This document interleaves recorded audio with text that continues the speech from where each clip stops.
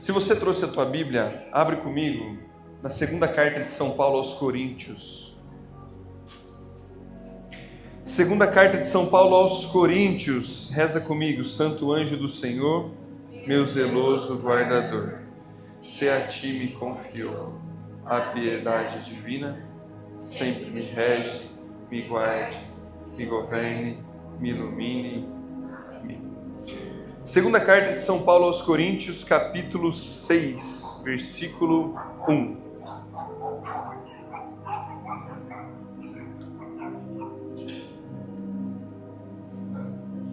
Vai nos dizer o seguinte, 2 Coríntios 6, capítulo 1. Como colaboradores, vos exortamos a não receber em vão a graça de Deus, porque Ele diz: em tempo favorável te escutei, em dia de salvação te auxiliei. Vê, este é o tempo favorável e este é o dia da salvação. Palavras do Senhor. Alguém nunca me viu pregar? Rafael nunca me viu, na verdade ele nunca prestou atenção.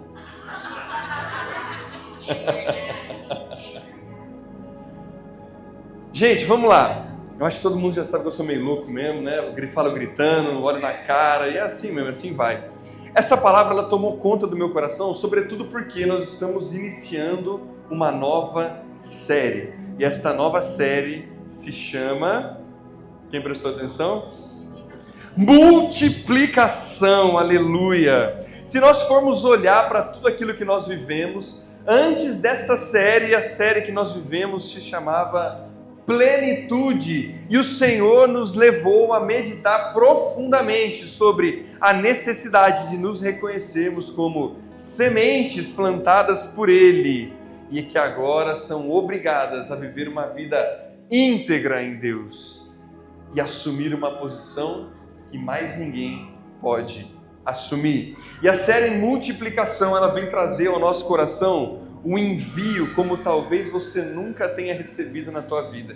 E eu quero que você saiba que esse aqui não é mais um lugar onde você se reúne para ter arrepios, não é mais um lugar onde você vem para ouvir uma pregação mais ou menos. Esse lugar é o lugar onde o Senhor plantou os teus pés, para que você entenda que a multiplicação do reino de Deus, da posteridade dos filhos de Abraão, parte de você.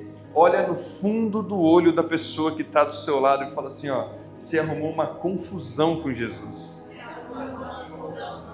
A treta é grande, fala para ele.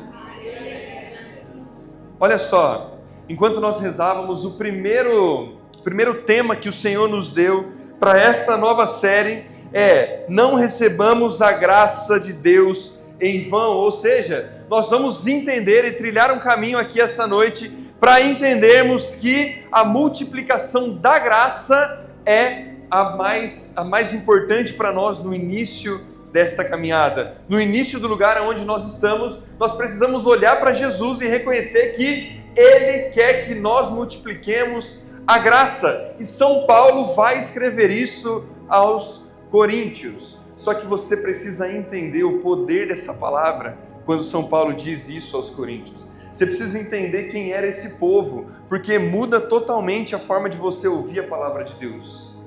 São Paulo foi um dos homens mais grandes entre aqueles que não caminharam com Jesus.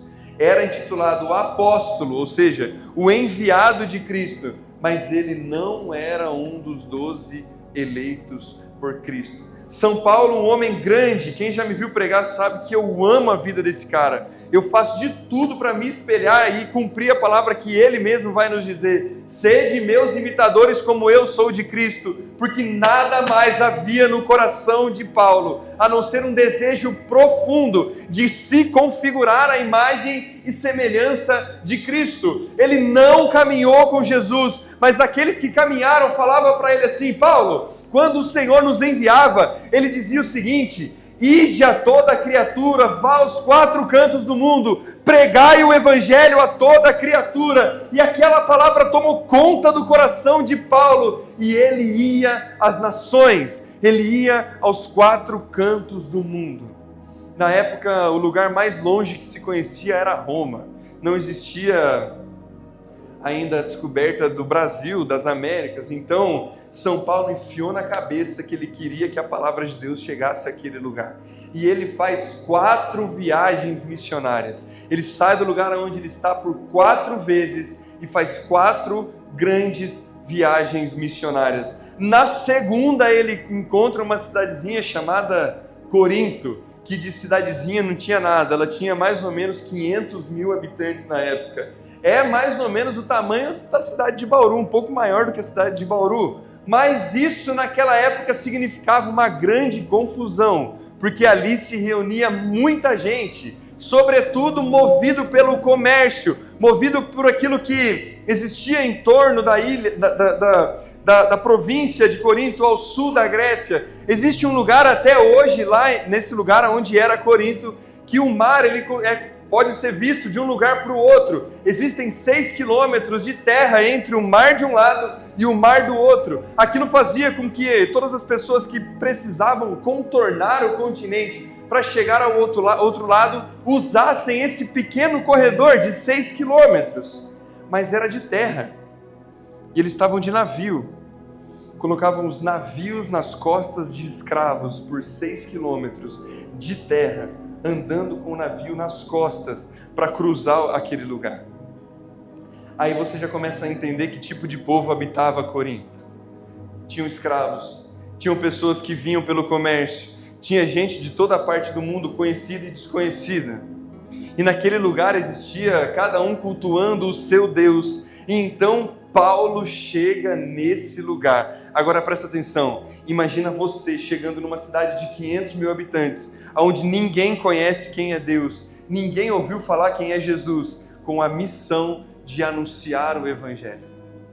De começar do absoluto zero, uma missão de anunciar quem é Jesus e o que Ele fez na tua vida.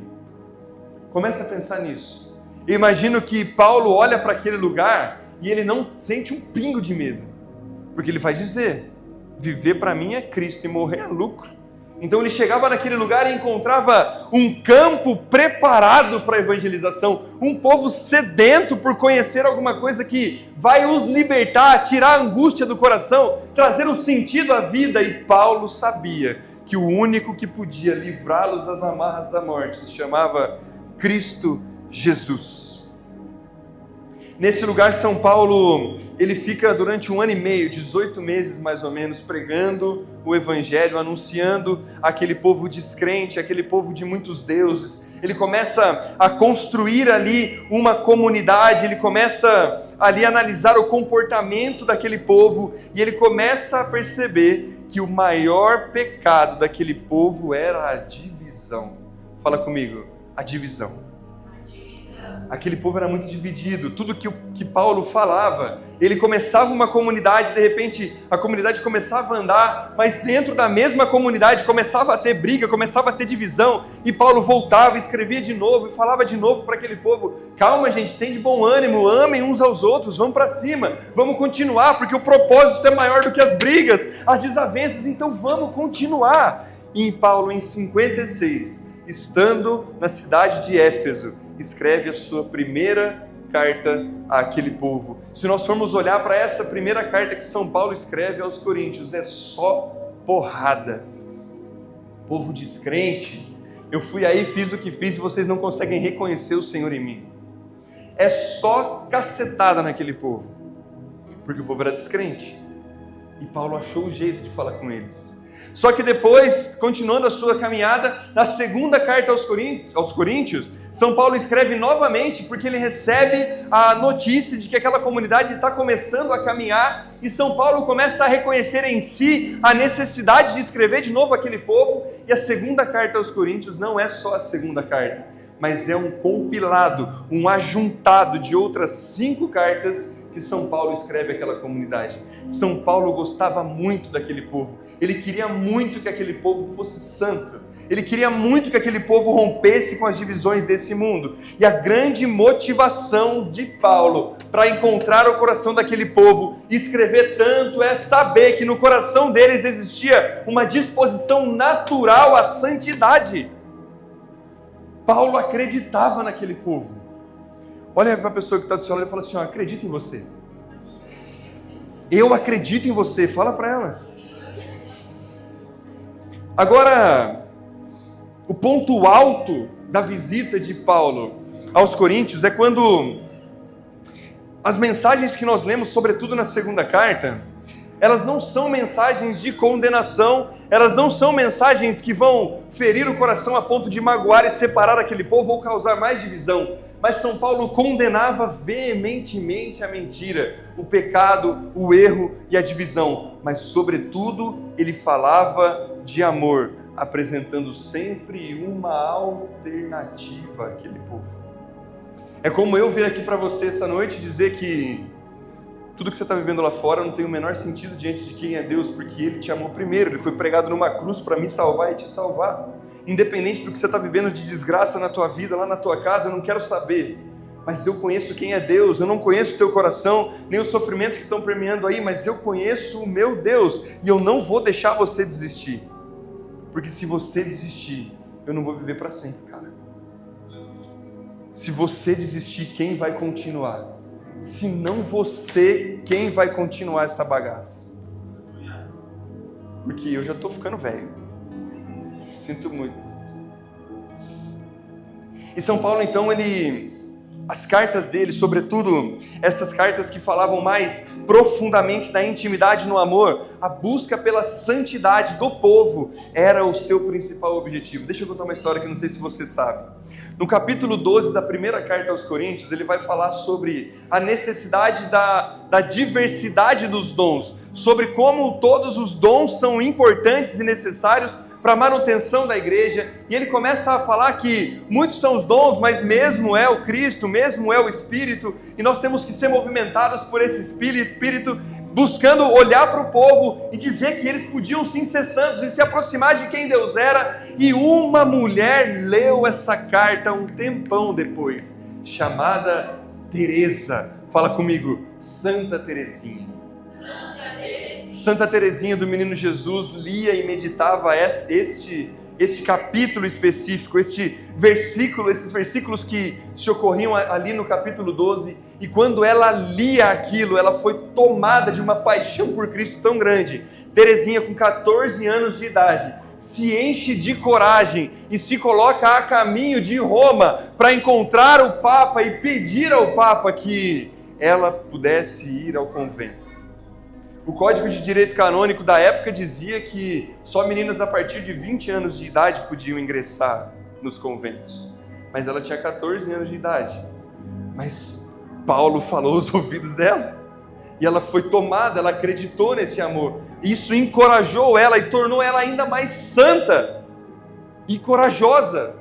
Quando a santidade entra em nós, um desejo pela santidade toma conta do nosso coração, é impossível ficar parado, é impossível você se colocar no seu lugar e achar que está tudo bem, é impossível você achar que as coisas vão continuar acontecendo do mesmo jeito. Ei, a santidade te coloca a caminho, te arranca no teu lugar, faz você colocar os sapatos se você tiver e se não tiver, e pisando na cabeça de todas as dificuldades que vem pelo caminho, mas não te deixa parado.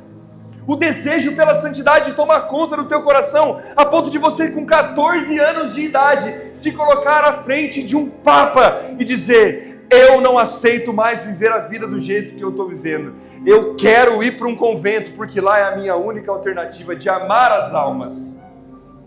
E quando Teresinha olha para o Papa e fala isso, ela recebe um balde de água fria. Ela fala assim, o Papa fala para ela assim, vamos rezar, né, filha? Porque se for vontade de Deus, vai dar certo. Quantas vezes você ouviu isso na tua vida? Vamos rezar, se for a vontade de Deus, vai dar certo. Mas antes de chegar até o Papa, ela passa em uma cidade chamada Pádua, pede a intercessão de um homem poderoso chamado Santo Antônio, e pede para ele: ei, ô Toninho, vai antes de mim lá, convence o Papa E ela sai de lá meio desanimada, mas na certeza de que a coisa ia acontecer.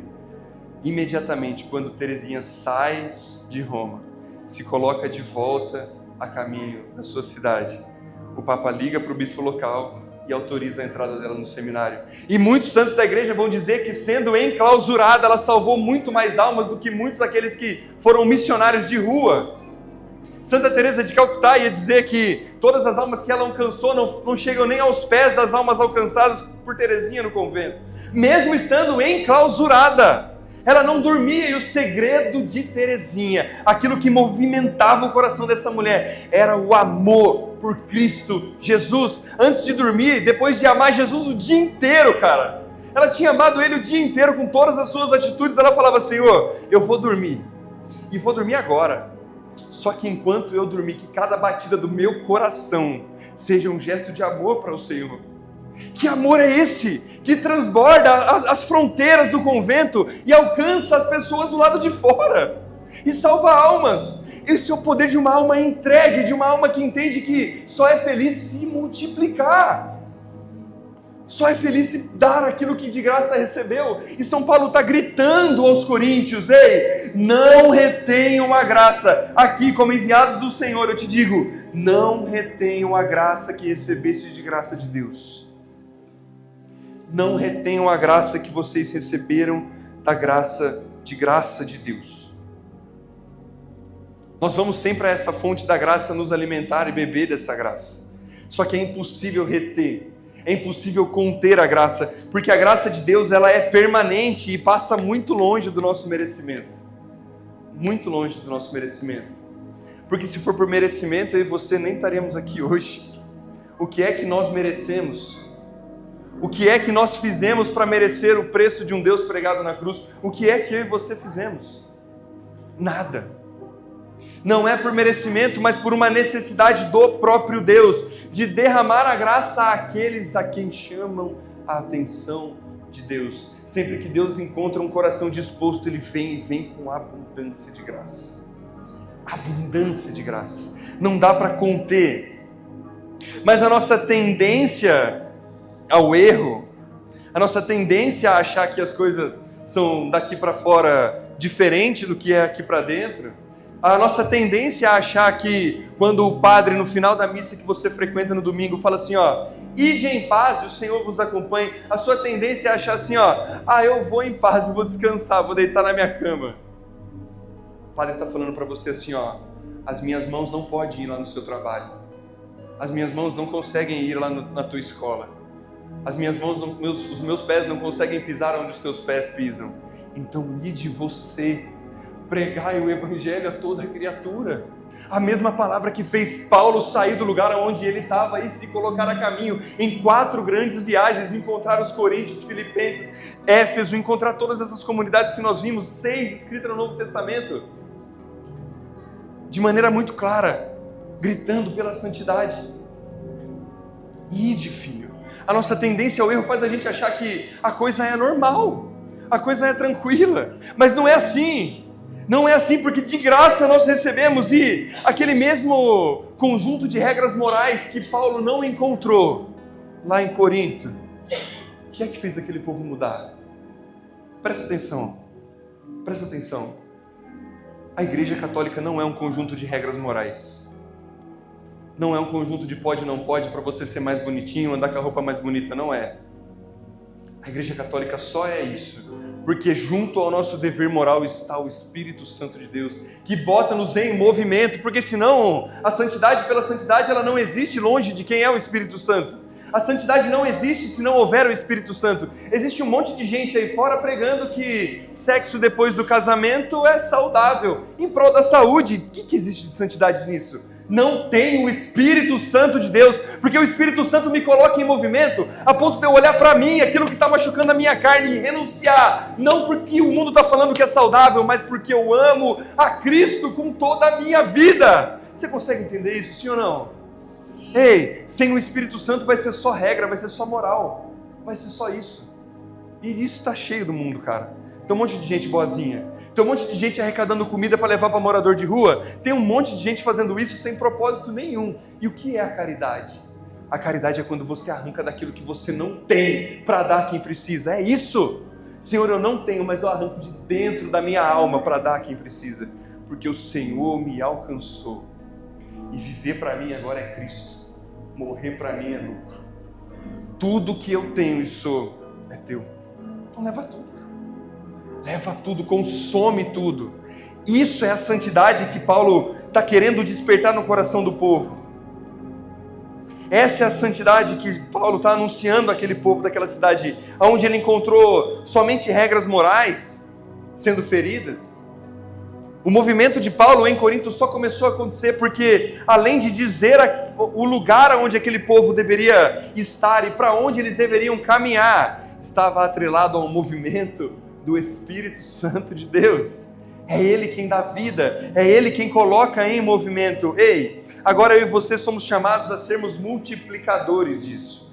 Porque se Paulo está dizendo que nós não podemos reter a graça que de graça recebemos, significa que não reter é doar, sim ou não? Não reter a graça é dar da graça. Como é que você dá a graça? Já pensou nisso? Quando você olha para Paulo dizendo aos coríntios, não retenham a graça de Deus que vocês receberam. Não retenham, dá tudo, pelo tudo. O que isso provoca no teu coração? O que isso movimenta no teu coração? Deixa eu te falar. A gente vive caminhando, achando que as coisas vão ser gostosinhas e vão ser tranquilinhas. Mas olha o que acontece na sequência aqui, ó, em 6 do capítulo, logo do versículo seguinte a essa palavra que eu li para vocês. Do 3 ao 10, olha o que ele vai dizer. Procurem vocês não dar ocasião para que ninguém desconfie do ministério de vocês.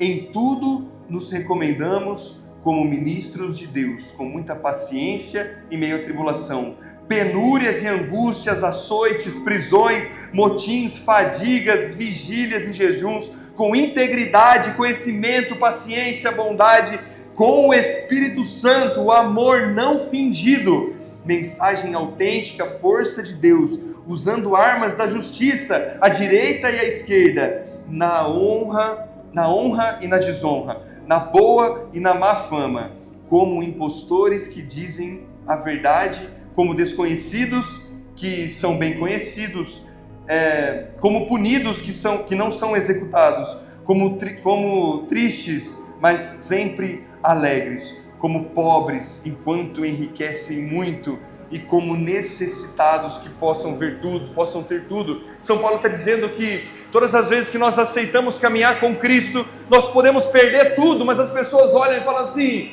como é que pode? Esse coitado perdeu tudo, mas por dentro você está assim, perdi tudo para ganhar o tudo. Fui perseguido para que eu ganhe a salvação. A pessoa olha para você e vê um caco, mas você por dentro está gritando. Se alguém relar em você, chega até a se manchar de azeite, porque dos seus poros exala a vontade de Cristo. A pessoa não entende como é que você está sofrendo tanto, mas quando você fala, a tua voz ressoa como uma voz de trovão. Quando você abre a tua boca, as coisas mudam. Como é que pode? São Paulo é quem está dizendo. Isso é não reter a graça, é mesmo na desgraça você ter a coragem de continuar anunciando que Ele é o teu Deus. Você está me entendendo, sim ou não? Olha para a pessoa que está do seu lado e fala, você está entendendo, sim ou não? Olha só, a lei pela lei, ela é como uma bacia cheia de água. Uma piscina de água parada. Se você se aproximar desse conjunto de regras morais que estão lá paradas, você vai conseguir beber dessa água? Vai. Ela está lá. Ela está parada. Você vai chegar lá, você vai beber. Você vai se tornar uma pessoa melhor? É óbvio que vai. Mas sabe o que é a graça de Deus espalhada no meio do povo?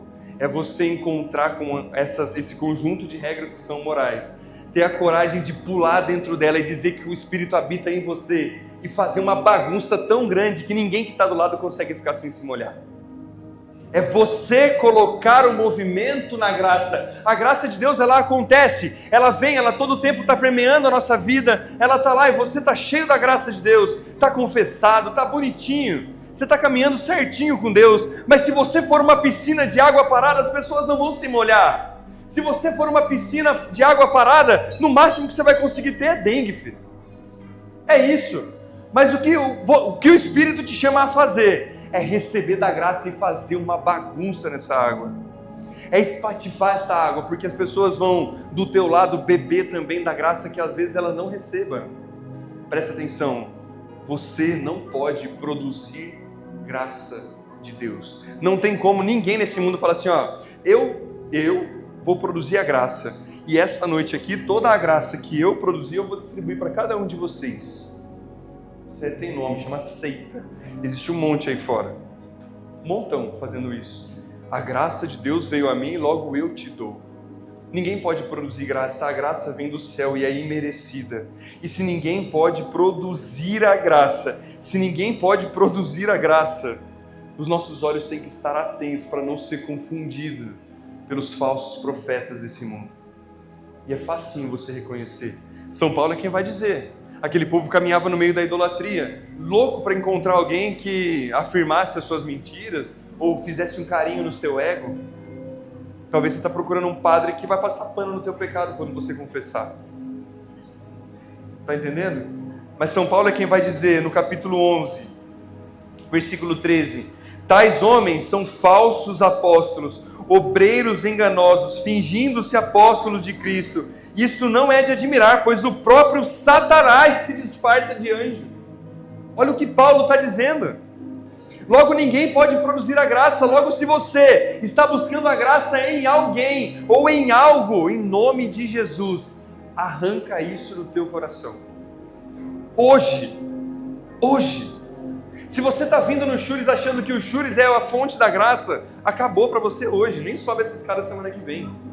Se você está achando que vir aqui é o Diego quem vai te dar graça, sou eu quem vai te dar graça, é o Felipe quem vai te dar graça, em nome de Jesus, para, cara, melhor. Porque você vai acabar pecando mais ainda. Mas venha até esse lugar para colocar movimento na água que Deus coloca em você. Para fazer a bagunça nas águas que Deus coloca no teu coração, as águas que Ele confia em você. Ou nós acreditamos nisso, ou então nós vamos começar a idolatrar essa água parada. E sabe o que você vai virar? Um comedor de hóstia de domingo, cara. Você vai sair da tua casa só para comer a hóstia lá na igreja. Você vai sair da tua casa só para apontar para o irmão lá que está no banco do lado, que ele está com uma roupa indiscreta. Você vai ser só mais um fazedor de regra que não tem nada a ver com Cristo. Ei, deixa eu te falar, os maiores santos que entenderam o que é beber da graça se deram pelos outros, e sobretudo aqueles que não mereciam. Uma alma eleita, uma alma escolhida por Deus é aquela que se coloca à disposição do sacrifício. É aquela que se coloca em movimento no sentido de quem não merece. A quem você está indo? Será que você está indo só lá domingo na missa para, perdão na palavra, para engolir e soltar um monte de hóstia lá? O que está lá não são hóstias. Nós vemos pão, mas é o corpo de Cristo. Nós vemos vinho, mas é o sangue de Cristo. É a fonte da graça imerecida sendo dada a você. Os anjos no céu têm inveja da tua boca que pode comungar o Cristo. E eu e você ainda achamos que a graça que chega até nós é para que eu vou lá e coloque uma florzinha na água parada que está juntando dengue dentro do teu coração. Ei, não tem como você estar nesse lugar e estar fora da graça de Deus. Não tem como você vir aqui todas as semanas e estar fora da graça de Deus. Não tem jeito, ninguém consegue reter para si algo que não vem disso. Se Deus está te dando a graça, te dando a oportunidade de conhecer quem Ele é, revelando os segredos profundos dele ao teu coração, e você retém, sabe o que Ele faz? Ele arranca e dá para outro. Quantos profetas nós conhecemos? Quantas pessoas que pregavam maravilhosamente, iam às nações, falavam para o povo de Deus, animavam a igreja, grandes profetas faziam milagres, e hoje estão sendo jogados como lixo no mundo, aonde se entregaram. Era tudo mentira. Se for mentira do teu coração, o Senhor vai tirar a graça e colocar no coração de outra pessoa, que vai fazer uma bagunça com ela. É para isso que o Senhor nos levantou, para espalhar a graça que sem merecer nós aceitamos dentro do coração, nós recebemos dentro do nosso coração. Deixa eu te contar duas histórias rapidinho. Eu preparei essa pregação com outra Bíblia, não foi com essa aqui. Essa aqui estava dentro da mala, eu não quis tirar, fiquei com preguiça, aí eu usei a Bíblia da Camila. E preparei a pregação, li, estava tudo pronto. Quando eu cheguei aqui e eu abri, ela está toda rabiscada nessas páginas aqui, ó. Se vocês olharem, está toda rabiscada. E aí eu falei, caramba, rabisquei um monte nessa página. O que aconteceu aqui, cara? Olha o que eu escrevi aqui. 5/6/2022, eu me lembro exatamente o que estava acontecendo comigo nesse dia. Eu lembro que o meu ministério estava sendo muito perseguido. Eu lembro que muitas pessoas disseram que eu não pregava nada, que tudo que eu pregava era mentira, que nem ler a Bíblia eu sabia. Eu escutei isso e eu chorei bastante, cara. Eu cheguei em casa triste porque eu sabia quem tinha me chamado. Eu sabia quem tinha me levantado. E eu abri a Bíblia e estava a segunda carta aos Coríntios. Eu escrevi e marquei: Paulo Vinícius, não dê motivo para ninguém duvidar dos seus ministérios. Os impuros não ditam quem são os puros. Em nome de Jesus, o dia que eu estava chorando, olhando para essa palavra aqui, eu recebi uma força tão grande que eu não sei, se eu não tivesse olhado para o que Paulo está dizendo aos Coríntios, se eu estaria aqui hoje. Receber a graça e colocá-la em movimento, talvez você não vai entender o que vai acontecer hoje na tua vida. Mas lá na frente, filho, vai fazer todo sentido. Vai fazer sentido. E eu me lembro que quando eu fechei a palavra, quando eu marquei ela, eu coloquei uma fitinha nela lá, aí depois as meninas bagunçaram, estava sem formato, estava sem nem marcação aqui. Eu fechei e eu falei assim: Senhor, se algum dia o meu ministério for para o meu orgulho, o Senhor me arranca, porque eu quero só espalhar a tua graça. Fechei a Bíblia e esqueci dessa passagem. Se for de mentira, o Senhor vai tirar. Mas se for de verdade, é Ele quem vai perpetuar. Deixa eu te contar uma outra história. A última missão que nós tivemos foi na cidade de Domélia. E nós levamos algumas tortinhas para vender, para nos ajudar nos custos de geração. A Melissa estava lá com a gente. Chegou uma senhora, eu falei no final da pregação, pedi para que aqueles que pudessem nos ajudar, ajudassem nos custos da nossa missão, de manter a nossa vocação. Uma senhorinha chegou, cara, depois de todo mundo ter já comprado, ela chegou com R$7 amassadinhos. Eu não tive coragem de desamassar esses R$7. Tá lá em casa, amassadinho, do mesmo jeito. Ela falou assim, ó, eu quero muito ajudar a missão. Eu quero muito ajudar a missão de vocês, porque o que vocês fazem é lindo. Mas eu só tenho R$7 e custava 10. Aí a Mel falou, leva, minha senhora, que é isso? Pelo amor de Deus. Ela falou, não é pela torta, não. É para ajudar vocês. Pegou os R$7 e deu tudo. Sabe o que é isso? É o evangelho vivo no meio de nós. É aquela mesma mulher que tinha 2 moedinhas e colocou lá na oferta do santuário. E Jesus olhou para ela e falou assim, ela conseguiu alcançar o coração de Deus como muitos que têm muito dinheiro não conseguiram, porque ela deu tudo. Espalhar a graça é sobre dar tudo de si. Não é sobre pregar, não é sobre anunciar, não é sobre cantar, não é sobre lotar ginásio, não é sobre geração atômica, não é sobre isso, é sobre o que você faz quando ninguém te vê e só Ele está te vendo. Espalhar a graça de Deus é o que Ele coloca no teu coração a ponto de você dar tudo pelo tudo, mesmo que a tua vida só sejam R$7 amassadinho, cara. Mesmo que seja só R$7 amassadinho. É sobre colocar em movimento aquilo que Ele colocou no seu coração. É sobre você assumir para si uma missão que mais ninguém pode fazer. Ninguém pode fazer o que Ele te levantou para fazer. Ninguém. Só você pode. Só você pode. A sua voz é ouvida onde a minha não é. Pode me dar um microfone mais potente, eu não vou chegar onde você chega.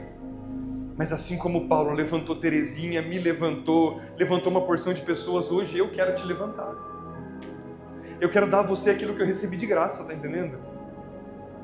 Hoje eu tô aqui, não sei se você entendeu, mas para colocar um movimento nessa água parada que está aí dentro do teu coração.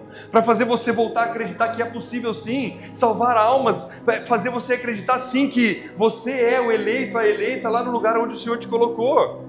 Fazer você olhar e pensar não, e ter a certeza de que todo pecado que você luta para vencer hoje é muito menor do que a graça que Ele já te deu. Já te derramou sem merecer, eu sem merecer estou aqui, e você também. Eu não vou aceitar sair dessa série com pessoas do mesmo jeito que começaram essa série.